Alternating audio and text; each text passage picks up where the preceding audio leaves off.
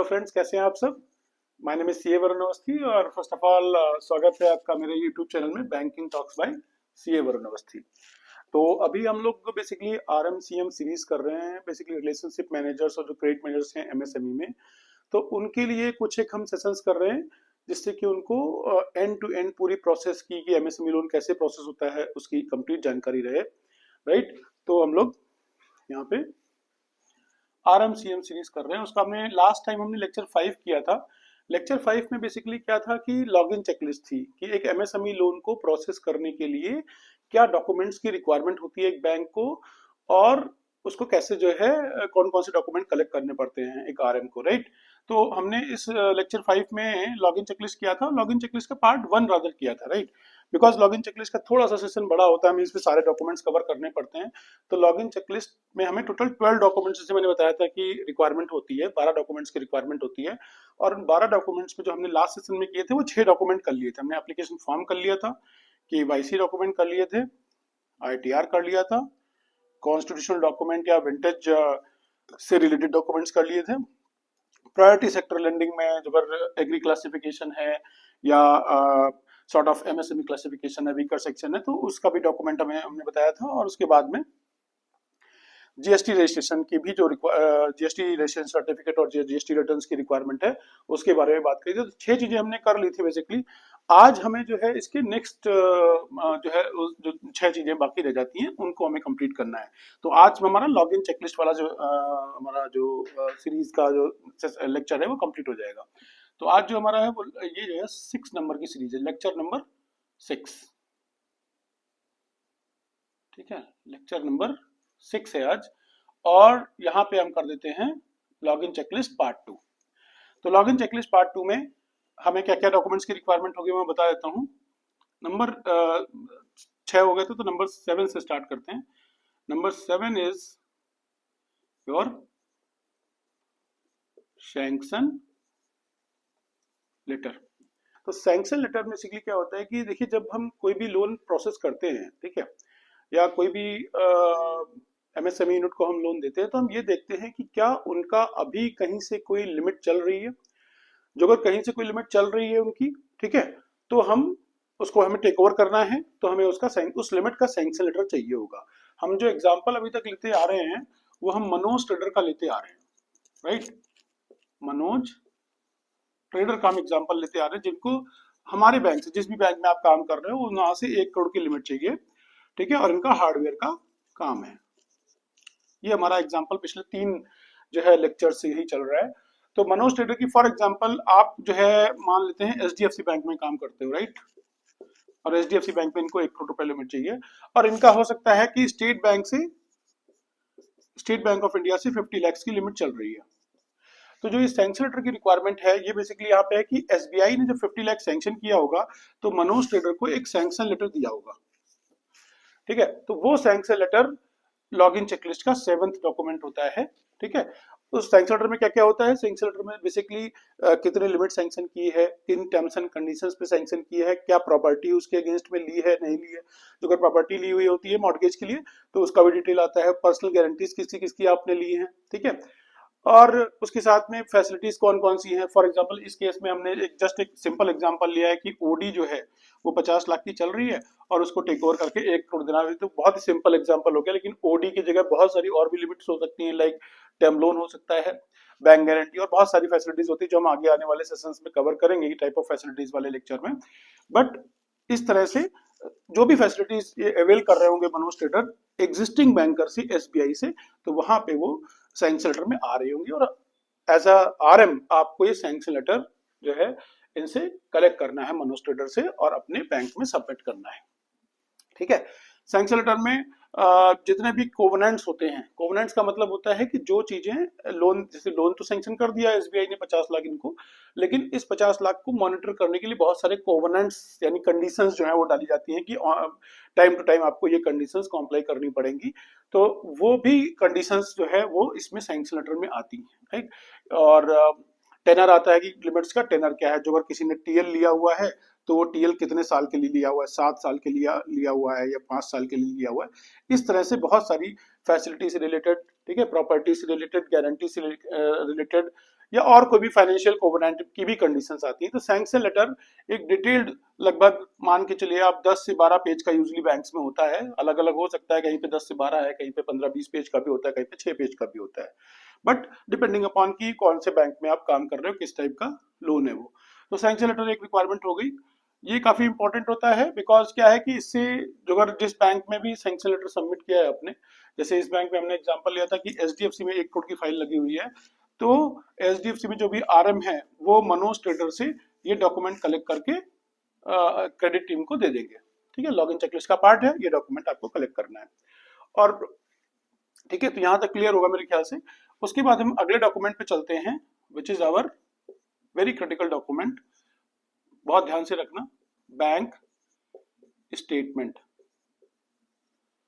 अच्छा, इसमें एक और पॉइंट बता देता हूँ। सैंक्शन लेटर में, सैंक्शन लेटर में एक क्वेरी आपकी हो सकती है कि जो अगर किसी कस्टमर की कोई लिमिट चली नहीं रही है, जैसे यहाँ पे तो एसबीआई से लिमिट चल रही थी तो आपने सैंक्शन लेटर मांग लिया, जो अगर किसी की लिमिट चली नहीं रही है और पहली बार वो लेने आ रहे हैं, तो पहली बार लेने आ रहे हैं तो फिर ऐसे केस में सैंक्शन लेटर नॉट अप्लीकेबल हो जाता है ये। ठीक है, क्योंकि उनकी कोई लिमिट ही नहीं चल रही है तो कोई सैंक्शन लेटर नहीं चाहिए। अब बात आती है अपनी अगली बैंक स्टेटमेंट की। बैंक स्टेटमेंट जो बेसिकली क्या होता है कि जो भी मनोज ट्रेडर जो भी डेली ट्रांजेक्शन कर रहे हैं, परचेज कर रहे हैं, सेल कर रहे हैं, तो सेल कर रहे हैं तो पैसा आ रहा होगा, परचेज कर रहे हैं तो पैसा पे करना पड़ रहा होगा, खर्चे बहुत सारे पे कर रहे होंगे अपने स्टाफ को, राइट, बहुत सारे टेलीफोन के एक्सपेंसेस, बिजली के एक्सपेंसेस सब पे कर रहे होंगे। तो वो जो पेमेंट और रिसीट जो होती है, राइट, जैसे हमारा सेविंग अकाउंट होता है वैसे ही फर्मों का बैंक स्टेटमेंट निकल के आता है, उसमें जो भी डिपॉजिट्स है विड्रॉल्स है उनका एक स्टेटमेंट बन जाता है। ठीक है, तो बैंक स्टेटमेंट हमको चाहिए होता है यूजली।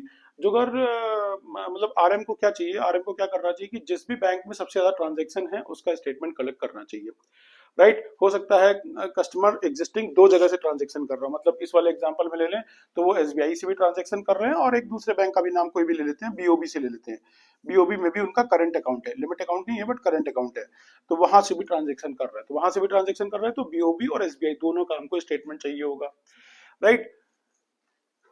और अब बात आती है कि एक तो ये हो गया कि लिमिट अकाउंट का स्टेटमेंट मैंडेटरी है, वो तो आपको कलेक्ट करना है, भले उसमें ट्रांजैक्शन हो या ना हो। और जो भी बाकी जो भी दूसरा बैंक अकाउंट है जहाँ पे ट्रांजैक्शन हो रहे हैं, हमें उसका कलेक्ट करना पड़ेगा। 3 बैंकों में ट्रांजैक्शन कर रहे हैं मनोज ट्रेडर, तो 3 बैंकों का स्टेटमेंट चाहिए होगा। तो हमें ये देखना पड़ेगा कि जो भी उनके मेजर ऑपरेटिव अकाउंट्स हैं उन सबका स्टेटमेंट चाहिए होगा। अब बात आती है कि हाँ, जो अगर लिमिट नहीं है तो लिमिट वाला नहीं होगा, नॉर्मल करंट अकाउंट का बैंक स्टेटमेंट चल जाएगा। कितने पीरियड के लिए चाहिए होगा? देखो, इसमें दो दो तरीके के मैंने जो है एक्सपीरियंस किए हैं। कुछ बैंक जो है वो 12 महीने का स्टेटमेंट मांगते हैं, 12 मंथ्स का, लास्ट 12 मंथ्स। और कुछ बैंक जो है वो 6 मंथ्स की बैंक से ही काम, बैंक स्टेटमेंट से ही काम चला लेते हैं। तो ये डिपेंड करता है कि कौन से बैंक में आप काम कर रहे हो, किस डिपार्टमेंट में काम कर रहे हो। जो बहुत ही स्मॉल टिकट में आप काम कर रहे हो तो 6 मंथ्स का जो है स्टेटमेंट से काम चल जाएगा। और जो अगर हाई वैल्यू में आप काम कर रहे हो, क्योंकि एमएसएमई लोन्स में भी क्या है ना, जैसे हम लोग अभी एमएसएमई लेंडिंग पे ही बात कर रहे हैं बराबर, तो एमएसएमई में भी क्या है कि स्मॉल टिकट और लार्ज टिकट यूजली टीम्स ऐसे 2 पार्ट में डिवाइड रहती हैं हर बैंक में ही, लगभग हर बैंक में। ठीक है, स्मॉल टिकट आप बोल सकते हो कि 10 lakhs टू 5 crores, और लास्ट टिकट आप बोल सकते हो कि 5 करोड़ टू, किसी बैंक में 50 करोड़ है, किसी में 75 करोड़ है, किसी में 100 करोड़ भी है, तो ये लास्ट टिकट हो जाता है। लेकिन ये कहीं ना कहीं एमएसएमई की ही एम्बिट में ये सब आ जाते हैं आज की डेट में। तो बैंक स्टेटमेंट डिपेंड करता है कि आप किस बैंक में काम कर रहे हो, लेकिन बैंक स्टेटमेंट चाहिए होगा। तो जब भी आपको क्लियर हो, जब भी आप रिव्यू करो लॉगिन चेकलिस्ट, तो उसमें ये जरूर पढ़िए कि आपके आप बैंक स्टेटमेंट की रिक्वायरमेंट क्या है, 12 मंथ्स है या आपकी यहाँ पे 12 मंथ्स 6 मंथ्स की रिक्वायरमेंट है, राइट। बैंक स्टेटमेंट के बाद में अगला जो हमारा पॉइंट आता है, बहुत ही इंपॉर्टेंट आता है, ये आपका हमेशा जो है आरएम्स को जो है थोड़ा तंग करता है, ऑडिटेड फाइनेंशियल। ठीक है, इसको बिकॉज इतना इंपॉर्टेंट है कि मैं यहाँ पे थोड़ा सा समझाना चाहूंगा इस चीज को। ऑडिटेड फाइनेंशियल, ऑडिटेड फाइनेंशियल हमको चाहिए होते हैं। ठीक है, ऑडिटेड फाइनेंशियल हमको चाहिए होते हैं बेसिकली किसी किसी बैंक में लास्ट 3 इयर्स के हैं, ठीक है, 3 इयर्स के हैं, और किसी किसी बैंक में लास्ट 2 इयर्स के हैं, राइट। तो 3 साल के या 2 साल के हमें फाइनेंशियल चाहिए होते हैं। ये डिपेंड करता है, 2 साल के तो लगभग हर बैंक में ही है, 3 साल के, कुछ बैंक में 3 साल के भी, लास्ट 3 ईयर्स के भी ऑडिटेड फाइनेंशियल्स की रिक्वायरमेंट होती है। अब इसको हम 2 पार्ट में डिवाइड कर सकते हैं। नंबर 1, मतलब अब मैं बताने जा रहा हूँ कि ऑडिटेड फाइनेंशियल में होता क्या क्या है। तो नंबर 1, एक हम यहाँ पे ले सकते हैं प्रोपराइटरशिप फर्म, ठीक है, और पार्टनरशिप फर्म। ज्यादातर हमारे पास यही केसेस आते हैं, पार्टनरशिप फर्म एमएसएमई में। और इधर हमारा कंपनी, कंपनी में प्राइवेट लिमिटेड भी आएगी और पब्लिक लिमिटेड भी आएगी। तो प्रोपराइटरशिप फर्म और पार्टनरशिप में हमारे पास में क्या क्या आएगा मैं बता देता हूँ। नंबर 1, टैक्स ऑडिट रिपोर्ट आएगी, जो अगर उनका जो टर्नओवर है वो जो भी टैक्स ऑडिट के थ्रेशोल्ड से ऊपर है तो उनको टैक्स ऑडिट एक सीए के यहाँ जाके कराना पड़ेगा, तो टैक्स ऑडिट रिपोर्ट आएगी। टैक्स ऑडिट रिपोर्ट में 2 फॉर्म्स होते हैं, एक हमारा फॉर्म 3CB होता है और एक फॉर्म 3CD होता है, ठीक है, 3CB 3CD। तो ये 2 फॉर्म की रिक्वायरमेंट होगी। टैक्स ऑडिट रिपोर्ट हो गया, इसको बोलते हैं जो भी प्रोपराइटरशिप पार्टनरशिप फर्म है उनकी ऑडिट रिपोर्ट जो सीए ऑडिट करके देते हैं। इसके अलावा अपना बैलेंस शीट हो गया। बैलेंस शीट मैंने एक हमारे सेशन में हमने बैलेंस शीट बनाई भी थी, ठीक है, तो बैलेंस शीट हो गया, बिल्कुल क्लियर है। बैलेंस शीट और एक profit and loss. Balance sheet क्या होता है कि एक पर्टिकुलर डेट की होती है कि इस दिन इनकी इतनी एसेट है, इतनी लायबिलिटी है, ठीक है। प्रॉफिट लॉस क्या होता है कि पूरे साल भर में इन्होंने इतना माल बेचा है, इतना सेल्स किया है और उनके इतने खर्चे हुए, उतना इनका प्रॉफिट हो गया है, ठीक है। तो tax audit report, balance sheet, profit loss और उसके साथ में इनके एनेक्जर्स। मतलब बैलेंस शीट में क्या होता है, बहुत सारे एनेक्जर्स लिखे होते हैं। जैसे मैं एक बैलेंस शीट यहाँ पे छोटी सी बनाऊं, ये एसेट हो गया और ये लाइबिलिटीज हो गया, थोड़ा सा शॉर्ट में बता रहा हूँ। और फॉर एग्जांपल यहाँ पे बहुत सारे आइटम है, वहां पे लिखा है डेटर्स, और डेटर्स के आगे लिखा है 3 करोड़, और यहाँ पे लिखा है कि एज पर एनेक्जर 3। तो ये एनेक्जर 3 जो अगर यहाँ पे लिखा है तो एनेक्जर 3 आपको इसके साथ में होगा, just like enclosures, just like attachment, ठीक है। तो वो भी एनेक्जर्स आपको लेने चाहिए। तो बैलेंस शीट के एनेक्जर्स, प्रॉफिट एंड लॉस अकाउंट के एनेक्जर्स, और उसके सबसे लास्ट में एक नोट्स टू अकाउंट होता है। नोट्स टू अकाउंट होता है कि जो भी हमारे फाइनेंशियल स्टेटमेंट प्रिपेयर किए गए हैं, सीए बताता है कि इन फाइनेंशियल स्टेटमेंट्स को बनाने में हमने इन अकाउंटिंग पॉलिसीज का ध्यान में रखा है, या सीए साहब को जो कोई भी पॉइंट उसमें हाईलाइट करना होता है कि इस फाइनेंशियल स्टेटमेंट में यहाँ पे है पॉइंट, तो ये वो नोट्स टू अकाउंट्स भी लिख देते हैं, तो हमको चाहिए होता है, राइट। तो यहाँ तक क्लियर है। उसके बाद कंपनी के केस में क्या होता है, कंपनी के केस में जो यहाँ पे डॉक्यूमेंट है लगभग वो तो चाहिए होते हैं, बस 3 डिफरेंस आ जाते हैं, रादर 3 डिफरेंसेस आते हैं। बहुत ध्यान से आप देखिएगा, अगर आपने ये कवर कर लिया ना तो एज अ आरएम ना आपको सब कुछ पता रहेगा, ठीक है, कि एग्जैक्टली क्या डिफरेंस रहता है एक कंपनी की बैलेंस शीट में, और मतलब कंपनी के फाइनेंशियल स्टेटमेंट में, और एक प्रॉपर्टरशिप फर्म या पार्टनरशिप फर्म के फाइनेंशियल स्टेटमेंट। तो 3 डिफरेंसेस मेरे ख्याल से रहते हैं।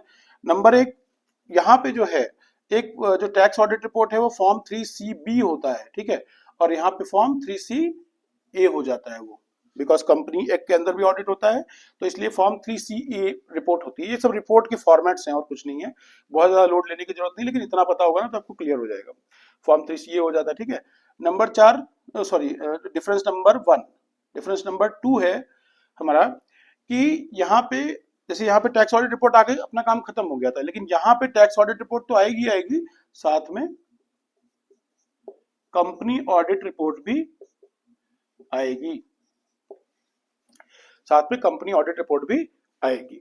तो ये आपको ध्यान रखना है, कंपनी ऑडिट रिपोर्ट मतलब देखो, ये जो टैक्स ऑडिट होता है ना, ये बेसिकली इनकम टैक्स एक्ट जो हमारा है उसके अंडर में होता है, ठीक है।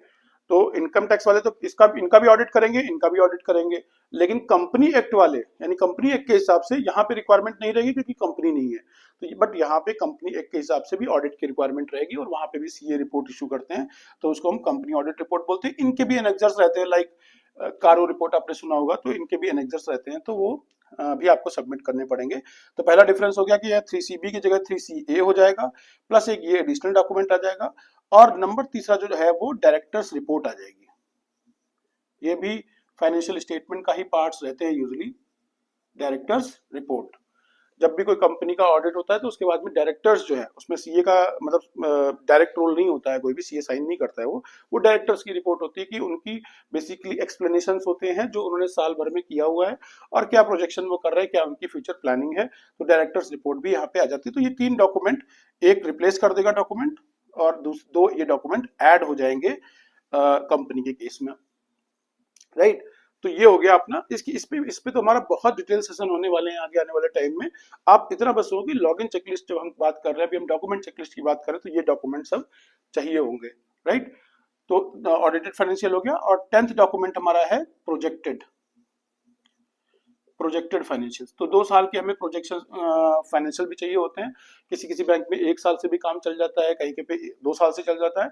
इवन कुछ बैंक प्रोजेक्टेड मांगते भी नहीं है, डिपेंडिंग अपॉन, अगेन वही टिकट साइज स्मॉल है तो कुछ बैंक प्रोजेक्शंस नहीं मांगते। प्रोजेक्शंस का मतलब क्या हुआ कि फॉर एग्जांपल अभी हम 2025 के क्वार्टर 4 में है, तो 2024 का ऑडिट आ गया, 2023 का ऑडिट आ गया, 2022 का ऑडिट आ गया, लेकिन 2025 मार्च 25 और मार्च 26 इनके हमने प्रोजेक्शंस ले लिए। ये हमारी projected balance sheet, projected financial statements, projected profit and loss account, ये सब हमको चाहिए होता है। तो प्रोजेक्टेड फाइनेंशियल हो गया, ये यूजुअली 1 साल, 2 साल या फिर 0, तीनों ही होते हैं। जो छोटा टिकट साइज है बैंक पे डिपेंड करता है। आप ये देखिए कि आपके वहां पे बैंक में लॉगिन चेकलिस्ट में क्या लिखा हुआ है, लेकिन आपको पता होना चाहिए प्रोजेक्टेड होता क्या। जो अगर वहां पे लिखा है कि प्रोजेक्टेड 1 साल का चाहिए, तो जो भी नेक्स्ट ईयर है, ऑडिटेड ईयर जो भी है, उसका जो नेक्स्ट ईयर है, उस साल में उस साल का आपको प्रोजेक्टेड फाइनेंशियल स्टेटमेंट लेना पड़ेगा। उसमें प्रोजेक्टेड बैलेंस शीट आती है और projected profit and loss account होता है। इस पे हमारा एक सेशन रहेगा कि कैसे प्रोजेक्शंस बनाए जाएं, ठीक है। ये सेशन बेसिकली उनके लिए रहेगा जो एमएसएमई यूनिट्स जो है जिनकी हैं, उनको कैसे बनाया जाए। लेकिन आरएम्स भी उसकी हेल्प ले सकते हैं, अपने कस्टमर्स को गाइड कर सकते हैं कि आप इस तरीके से आप प्रोजेक्शंस अपना बनाइए जो कि जस्टिफाइड भी हो, लॉजिकल भी हो और ऑथेंटिक भी हो, राइट। और फ्यूचर में उसमें कोई बहुत ज्यादा चेंज भी ना आए। तो 10 डॉक्यूमेंट हो गए। 11th डॉक्यूमेंट हमारा है property papers. Property papers actually जब भी हम एमएसएमई लोन करते हैं, तो प्रॉपर्टी पेपर्स की रिक्वायरमेंट होती है, जो अगर प्रॉपर्टी कोई मॉर्गेज में आ रही होती है। तो हमें प्रॉपर्टी की वैल्यूएशन कराने के लिए, जो लाइफ साइकिल आपने सेशन किया था ना, उसमें आपने देखा होगा कि मैंने वैल्यूएशन और लीगल रिपोर्ट की बात करी थी।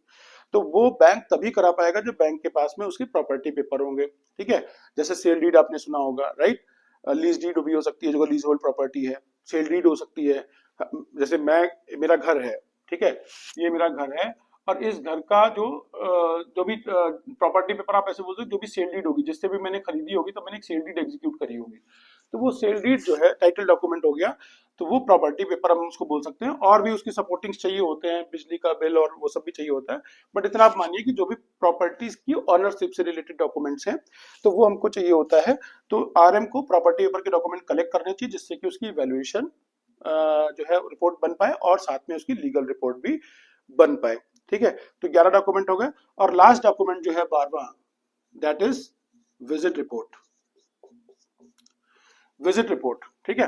विजिट रिपोर्ट में क्या होता है, बेसिकली जो आरएम है, ठीक है, वो विजिट करने जाते हैं हर बैंक में। ये तो हर बैंक में एक साइट विजिट रिपोर्ट का, कस्टमर विजिट रिपोर्ट का, अलग अलग नाम से बोलेंगे, ठीक है। क्लाइंट विजिट रिपोर्ट का, यूनिट विजिट रिपोर्ट का, इस तरह से नाम होंगे। यूवीआर होगा, unit visit report, site visit report, CVR customer visit report, client visit report.